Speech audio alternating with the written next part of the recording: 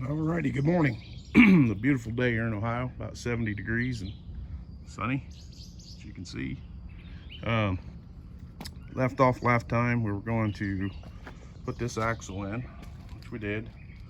We just take these bolts loose, and this axle pulls out of here.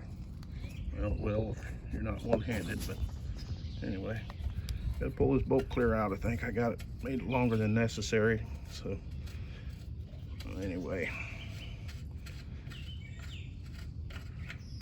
that comes out, and the axle stub itself just slides out. And had a loose fit, so I put a bead weld around it. It goes in there, it's nice and tight, and you put your pin back in. So you can literally take this sawmill. I'll get that here in a minute. Take the sawmill where you want. I'm getting ready to, I cut all the brakes off of it. I'm not going to use the brakes, and they were, as you can see, cruddy. So getting ready to repack all the bearings. I'm kind of a fanatic about that. Every trailer I got, I pack the bearings on it at least once a year. People neglect that, and you see them sitting along the road. But anyway, so that's how it's made. Just little stubs go in there, and 2 pins hold it in. And that's kind of a copy of the original what they had on here. So it's a good idea, and I decided to reuse it. Those are Dexter, I think 3,500 pound axle, whatever they are, 5 lug. So put it back on with no brakes in it, it'll be fine. And I did get this extension added on permanently and welded. Can't see it for all the junk laying on it, but anyway, that's where the joint is, and it goes back through there. So we can cut over a 20-foot board now, so that'll be handy. I'm getting ready to do this side, and this is what it looks like before I start hacking on it. Got more jacks on it, so it's got a total of 6 jacks on it right now. 2 there, see them under there, 2 right there, and then 2 back there.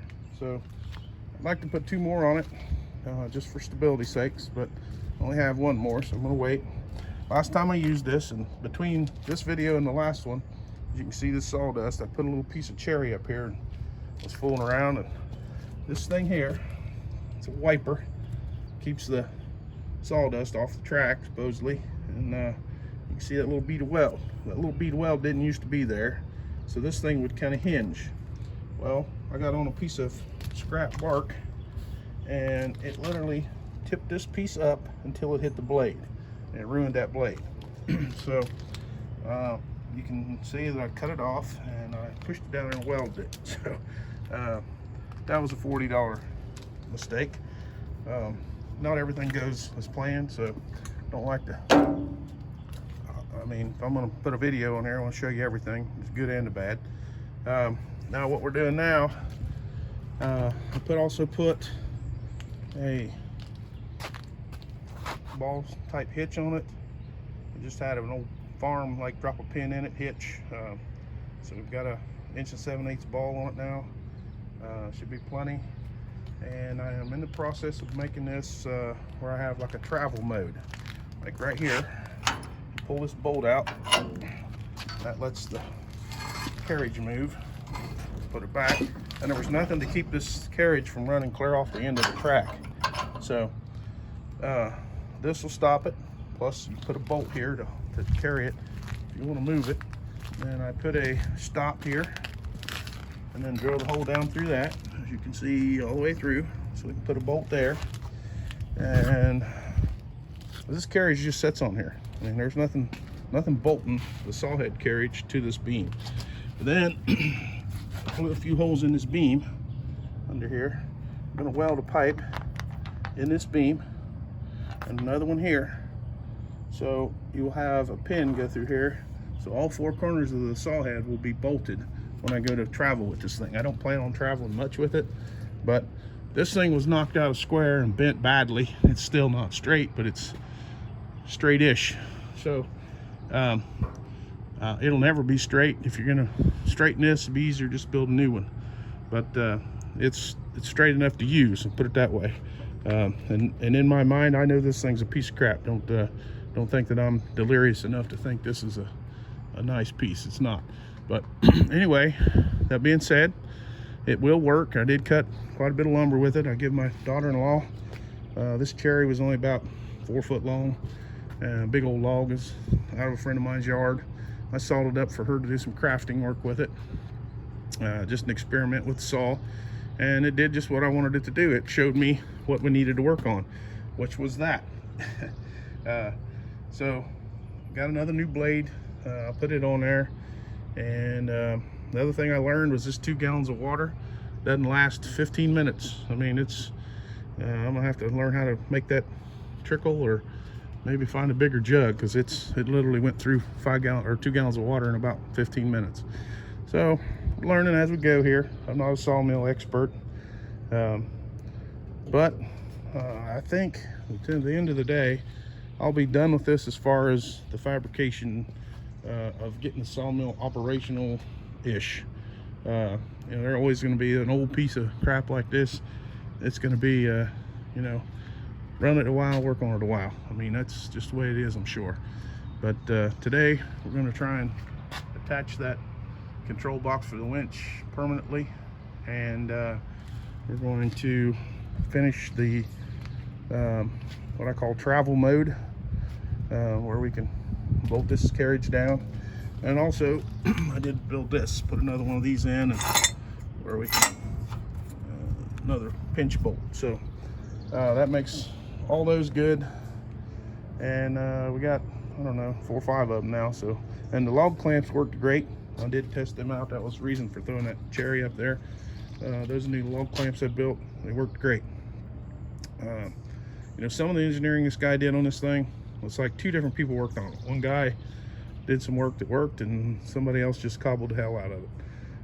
I did figure out that this thing is over 1/2 inch out of square.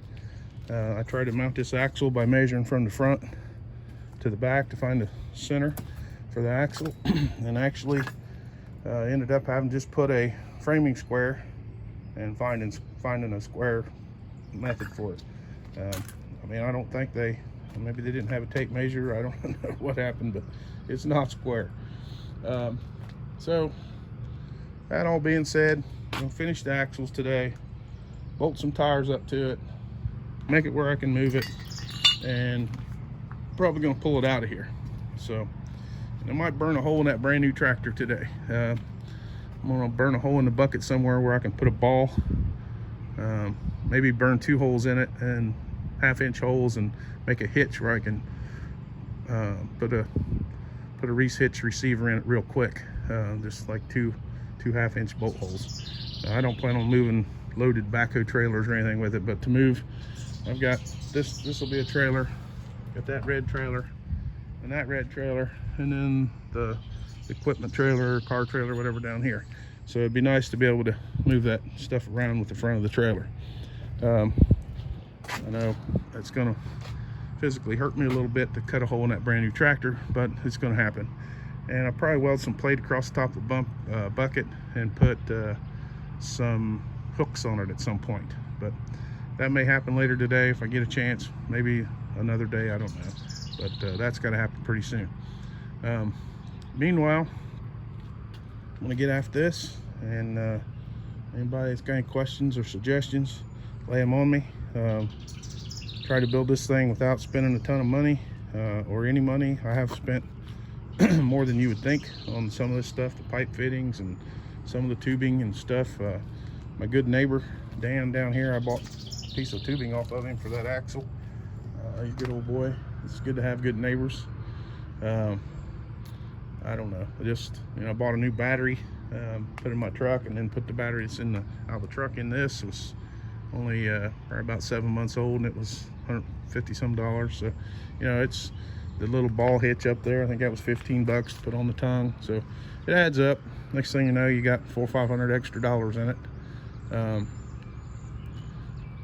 I think the winch up there was less than 100 bucks, and all the cable clamps and the extra blades and shit that I've bought for it. It's not free. You know, I bought a lot of new bolts, and I hate using old crappy bolts. I just about won't do it. But anyway, that's where we're at. Thanks for watching. Enjoy your day. Hope everybody's healthy. And you know, I'm glad the masks thing is over pretty much. Where we live, it's almost non-existent. Got any comments? Throw them in there. And again, thanks for watching. Like and subscribe, please, if you can.